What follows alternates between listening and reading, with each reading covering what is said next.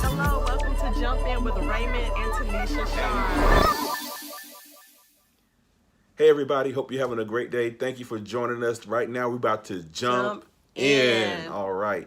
Today we're going to talk about how to be supportive of your spouse in a period of transition. Yes. And this, we talk about jumping in, and jumping in is simply getting you to a point where you can start and go after your dreams, your passions, those things that are most important to you. As we all grow, as we all get older, things change, our desires change, and sometimes even our passions change as far as where our career path is. Some of people, they want to start their own business, they want to go into other endeavors. Some people want to go back to school. Some people want to, do things that's going to free them up, free their schedule up to spend more time with their children. And sometimes that creates a great period of transition. And we're going to talk about what you can do to be supportive with your spouse in that transition.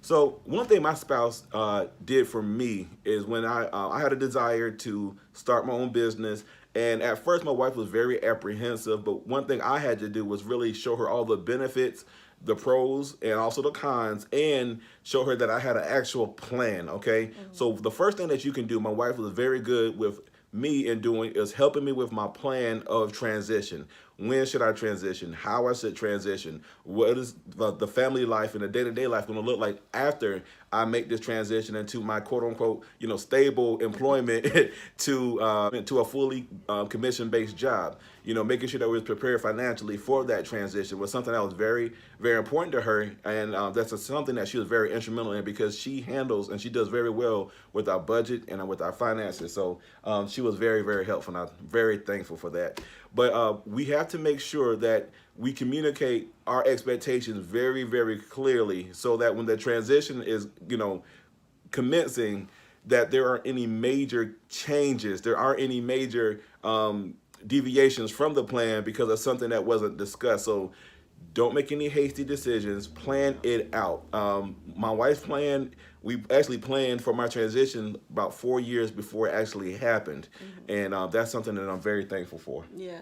And when you were talking about really communicating exactly what you need from your spouse during this transition, it's important for them to know, honey, I'm going to need, if it's a woman and she balances everything and she has the kids and picks the kids up from school, she may need help picking kids up from school every now and then, or your schedules may switch and things may turn around and you may have more responsibility with the children or some of the things around the house.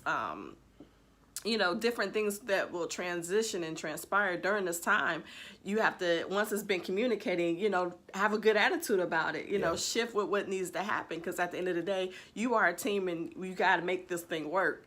And you got to be totally supportive because that says, I support you. When you shift and you allow your schedule to change and you don't complain, that really shows love for your spouse, and it shows that I'm here for you. I totally, support what you're doing, and I'm proud of you, and I'm willing to sacrifice.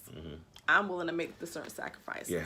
Another thing that's very important is for you to be patient with your spouse, especially when they're starting a new endeavor. Like, let's say going back to school. If you say, okay, I'm going back to school, I have my bachelor's degree, I'm going to get my master's degree. Getting back in the routine of going back to school can be tough because if you've been out of school for at least, let's say, 2 to 3 years, you have to get back in the routine of studying, taking tests, following a syllabus, staying on top of everything. And once you become a working professional and you have to juggle sometimes, marriage and family and, just other things that come along with just being an adult, you have to be very patient with them. They may need more time. That's one thing that I had to learn. And we actually ended up in school at the same time with 3 kids and other responsibilities and running a business on top of all that. So we learned how to be more patient with one another. There was times where I wanted to go, oh, babe, we can go out of town. She's like, no, I got this big paper. I'm like, oh, okay. And I used to complain like, man, why can't you just work ahead? And she was like, I need more time.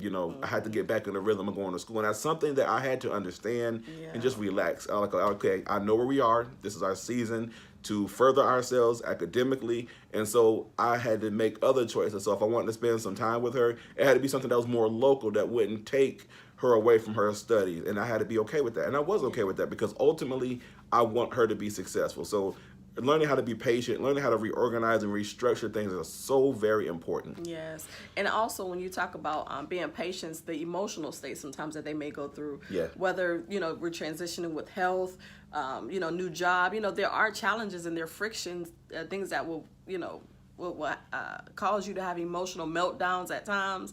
And you have to be there to really help and speak to your spouse and minister to your spouse and, just encourage them along the process because it gets hard. And you need to be that person that they can come to and communicate with, even if, they're breaking down. You got to be able to handle that and pray for them and just be supportive of them, even in that, even in their emotional state, even when it's hard for you to watch them go through those different challenges. You got to be in there with them. You got to be, when we say jump in, you're in there with them, even during the tough times. So that's something that I remember, it'll be times I'll cry or I'll have a hard time because I got something to do and time is running out or I feel stressed, and he'll be like, honey, it's okay. I got the kids, they're in the bed, and he will make things so easy for me. And I would just remember times where, certain things I just didn't have to worry about, just my, my school, my assignments. So that alleviated some. So, always take some of the burden off of your spouse and find ways to make things, so much easier for them, anticipate the need before it arrives. Oh, yes. Oh, yeah. So, and that's serving your spouse and making sure, that's support. That's really being in there with your spouse. And if your spouse is going back to school, do something like, ask them for a copy of the syllabus so you know exactly what they have going on. You know the schedule, so kind of how to just kind of schedule things out to make it easier for them. Or know when times get yeah, when the test is and everything is coming up. Yeah, that's good. That's a good idea. Yeah, you know how we do. Yeah.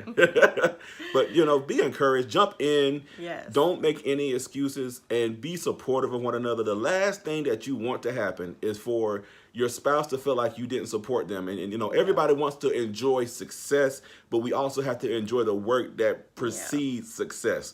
One of the greatest things that I really stand on, and I'm so thankful for, is that everything that my wife and I decide to do together, she is there supporting me. She is there with me. She doesn't, belittle what I'm doing. She doesn't talk down about it. She doesn't say, this is not worth this, going through all this. She's always been very supportive of me. And so when things work out, it's so good to have somebody that's been by my side, that shows their faithfulness, that's, lived their wedding vows in good times and in bad. And they've been with me, and they, help usher me to success. Things get bad at times, but, we got to be in there with your spouse. That's right.